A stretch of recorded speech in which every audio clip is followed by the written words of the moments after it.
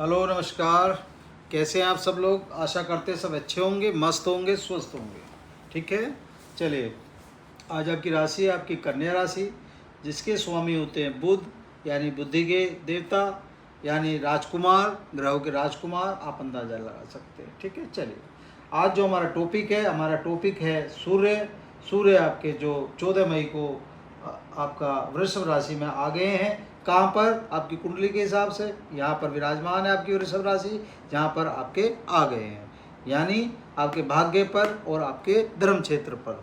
ठीक है, यहाँ पर पहले से आपके गुरु भी विराजमान है, जो इस समय अस्त चल रहे हैं और 3 तारीख को जो अपना उदय हो जाएंगे। ठीक है, चलिए बात कर लेते हैं सूर्य का यहाँ पर आना क्या दर्शाता है, इनसे हमें क्या फ़ायदा हो सकता है और कैसे हो सकता है, उसे जानने की कोशिश करते हैं। या सूर्य की जहाँ पर दृष्टि पड़ रही है उसे देख लेते हैं, और सूर्य से कौन कौन सा भाव जागृत हो रहा है उस भाव को समझ लेते हैं। ठीक है, सूर्य क्या है? सूर्य आपका तेज है, सूर्य आपका सम्मान है, सूर्य आपकी आत्मा है, सूर्य ग्रहों के राजा है, और सूर्य आपके पिता के कारक भी है।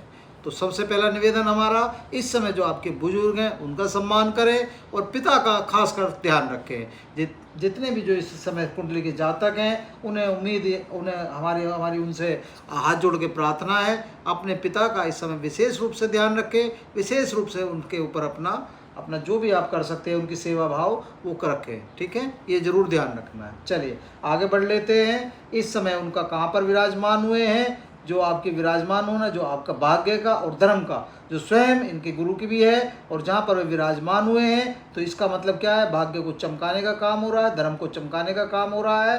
तो यहाँ से ये हमें फायदा हो रहा है। चलिए अब इससे कौन सा भाव जागृत होने जा रहा है, तो ये हम देख लेते हैं। अब ये आपका जो 12वां भाव है, 12वां भाव जागृत हो रहा है। क्यों जागृत हो रहा है? यहाँ पर 5 नंबर की राशि विराजमान है, यानी 5 नंबर की राशि विराजमान होने का मतलब यानी सिंह राशि, जिसके स्वामी होते हैं सूर्य। और ये भाव किसका है? ये व्यय का है, दान का है, आपका कोर्ट कचहरी का है, हॉस्पिटलिटी का है, आपका विदेश का है।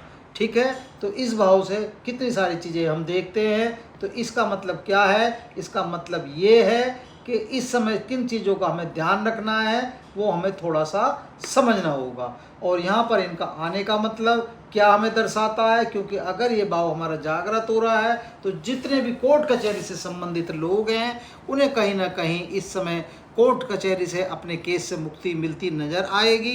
क्यों मिलती नज़र आएगी? क्योंकि सूर्य आपने देखा होगा जहाँ अंधेरा होता है उस अंधेरे को ख़त्म करने का अगर कोई काम करता है तो सूर्य भगवान है। आपने देखा होगा प्रकाश फैलाने का जो कार्य करते हैं सूर्य भगवान है। तो सूर्य यहाँ पर आपको प्रकाश देने का कार्य कर रहे हैं। अगर कोई हमारा काम ऐसा चल रहा है कोर्ट कचहरी का जो हमें कहीं ना कहीं दिक्कत दे रहा है, कोई हमारी ऐसी बीमारी है जो हमें कहीं दिक्कत दे रही है, कहीं हॉस्पिटल में हमारा खर्चा हो रहा है, कुछ हो रहा है, जो अननेसेसरी का हमारा खर्चा अगर हम कर रहे हैं तो उससे कहीं ना कहीं सूर्य भगवान हमें निजात दिलाने का कार्य करेंगे। सूर्य भगवान आप समझ सकते हैं, अगर आपकी कोई रुकावट है, कोई आपका तनाव है, उसे ख़त्म करने के लिए सूर्य भगवान का आगमन आप ऐसे मान सकते हैं। ठीक है, तो यहाँ आप उनका फ़ायदा ले सकते हैं। ठीक है, लेकिन आपको एक चीज़ का विशेष रूप से ध्यान रखना है। सूर्य भगवान क्या है? अग्नि तत्व की राशि है। तो थोड़ा सा अपनी जीवा को, थोड़ा सा अपनी जो वाणी है, वाणी को थोड़ा सा कंट्रोल करके चले। अग्नि तत्व की राशि है तो हो क्या जाता है, बहुत सी बार ना चाहते आदमी जोश में होश खो बैठता है। तो होश नहीं खोने हैं, अपने संभाल के चलना है। और सूर्य भगवान को सुबह उठ के अर्घ देना है। अर्घ देना हमको नहीं भूलना है। अगर हमें उनसे विशेष उनकी अनुकंपा अपने ऊपर लेनी है, विशेष उनसे फ़ायदा लेना है, तो सूर्य भगवान को अर्घ देने का कार्य आपको करना पड़ेगा। ठीक है, सुबह उठ के कोशिश करें पूर्व दिशा की ओर, ओम सूर्याय नमः, ओम गरणी सूर्याय नमः। ठीक है, अपना सुबह सुबह अर्घ देने का कार्य आप करें। चलिए आगे बढ़ लेते हैं। जहाँ पर सूर्य भगवान की सीधी दृष्टि पड़ रही है, सीधी दृष्टि आपकी कहाँ पर पड़ रही है? परिश्रम पड़ रही है आपके क्षेत्र पर, आपके पराक्रम पर पड़ रही है, तृतीय भाव पर, आपके मनोबल पर पड़ रही है, आपकी पत्नी के सुख पर पड़ रही है, आपके भाई बहन के ऊपर पड़ रही है, और आपकी यात्राओं पर पड़ रही है। और आपकी राशि कौन सी विराजमान है? आपकी राशि विराजमान यहाँ पर आपकी वृश्चिक राशि विराजमान है, जिसके स्वामी होते हैं मंगल। तो आप अंदाज़ा लगा सकते हैं। ठीक है, तो थोड़ा सा क्या है यहाँ पर परिश्रम आपको करना पड़ेगा, ये आप समझ के चलें। परिश्रम जब तपोगे जब भी कुछ जीवन में कुछ करोगे, तो तपना तो आपको पड़ेगा और अपना विचारों को थोड़ा सा सात्विकता ला के चलना पड़ेगा, मेहनत करनी पड़ेगी। तो मेहनत तो कहीं ना कहीं आपसे सूर्य भगवान इस समय करा देंगे, कहीं ना कहीं तपा देंगे। लेकिन तपने के बाद आपने देखा होगा जब सोना भी जब तप के ही सोना बनता है, तो ये आप समझ सकते हैं जिस दिन आप निखर के आएंगे, परिश्रम क्षेत्र में आप मेहनत करके आएंगे, यात्राओं में अपनी मेहनत करके आएंगे, पराक्रम जब अपना दिखा के आएंगे, मनोबल में जब अपनी वृद्धि करेंगे, तो आप अपने मनोरथों की कहीं ना कहीं पूर्ति भी करेंगे।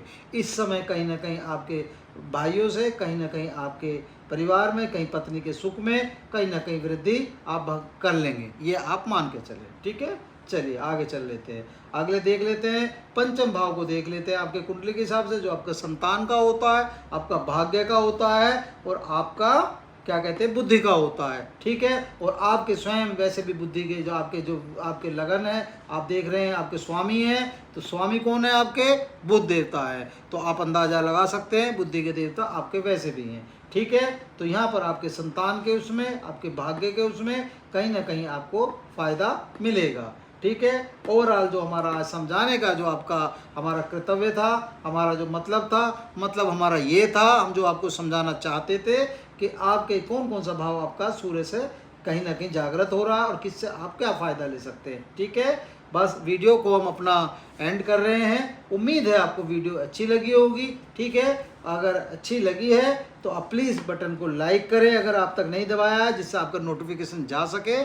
ठीक है, और वीडियो लाइक नहीं करी तो लाइक कर दें, सब्सक्राइब चैनल नहीं करा तो सब्सक्राइब कर दें। ठीक है, बस धन्यवाद।